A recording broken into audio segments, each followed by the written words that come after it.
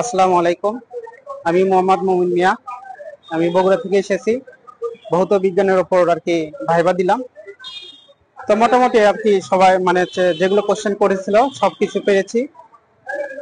প্রথমে মানে হচ্ছে কোর্সের নামটা ধরেছিল, তারপরে কি কি মনে পড়ে, মানে কিছু সংকেত ধরেছিল এবং কিছু সংকেতের মধ্যে বিক্রিয়া, এটা কোন বিক্রিয়া, কি ধরনের বিক্রিয়া, এগুলোই আর কি। আমি মোহাম্মদ রাকিবুল হাসান, ময়মনসিংহ থেকে আসছি। আজকে আমি আমি হচ্ছে আমার সাবজেক্ট ছিল রসায়ন। আমাকে তিনটা কোশ্চেন করেছে। এটা হচ্ছে একটা হচ্ছে হাইড্রোজেন পরমাণু এবং হাইড্রোজেন অণু এবং হচ্ছে জায়মান অক্সিজেন, এদের মধ্যে পার্থক্য, এই সম্বন্ধে আমাকে তিনটা কোশ্চেন করা হয়েছিল। আসসালামু আলাইকুম। আমি মোহাম্মদ শাহিন আলম বলতেছি। ভৌত বিজ্ঞানের কেমিস্ট্রি সাবজেক্ট আমার ছিল। আমাকে ভাইবা বোর্ডে যেটা জিজ্ঞেস করেছে আর কি, প্রথমে জিজ্ঞেস করেছে যে আপনি কোন সাবজেক্টে, তো বললাম যে আমি কেমিস্ট্রি সাবজেক্ট থেকে পড়াশোনা করছি আর কি। তো এরপরে বলতেছে যে কেমিস্ট্রির কোনটা ভালো লাগে আর কি। তো আমি বললাম যে আসলে আহ, জৈব রসায়ন ভালো লাগে, অজৈব রসায়ন এটাও ভালো লাগে। তো বলতেছে যে তাহলে জৈব রসায়ন থেকে আপনাকে জিজ্ঞেস করি। তো বললো, তো আমি বললাম ঠিক আছে যে জিজ্ঞেস করেন। তো জিজ্ঞেস করলো যে অ্যালকিন অ্যালকিনের বিক্রিয়া জিজ্ঞেস করলো। তো অ্যালকিনের একটা বিক্রিয়া লিখতে বললো আর কি, একটা সমীকরণ আমি লিখলাম।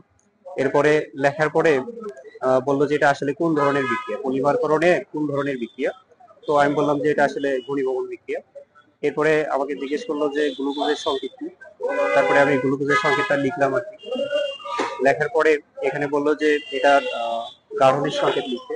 তো সেটা লিখলাম। যে এখানে OH এটা কোন ধরনের মূল? তো আমি জিজ্ঞেস করলাম এটা হচ্ছে যে অ্যালকোহল মূল। তো এটুকু ছিল। আমার নাম মোহাম্মদ আজিজুল হক। আমি বগুড়া থেকে এসেছি, আমার বাসা বগুড়া। আমি সরকারি শাহ সুলতান কলেজ থেকে অনার্স এবং সরকারি আজিজুল হক কলেজ থেকে মাস্টার্স শেষ করেছি। আমার ভাইবার বিষয় ছিল আজকে ভৌত বিজ্ঞান। ভৌত বিজ্ঞানে ভাইবা দিয়েছি। আমি রসায়ন থেকে অনার্স মাস্টার্স করেছি। আর আমাকে প্রশ্ন করেছিল মোটামুটি সহজ, আমি যেগুলো পড়ে আসছি আলহামদুলিল্লাহ পারছি। সেটার মধ্যে ছিল পিএইচ সম্পর্কে। আমাকে বলেছিল যে পিএইচটা কি আসলে বলেন।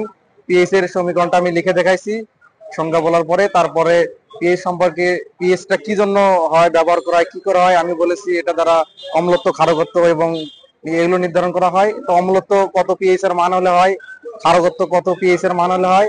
তারপরে এই আমাদের যে পানি আমরা ব্যবহার করি, খাই, এই পানিটার পিএইচ কত, এগুলো সম্পর্কে প্রশ্ন করছি। এর বাইরে কিছু করে নাই।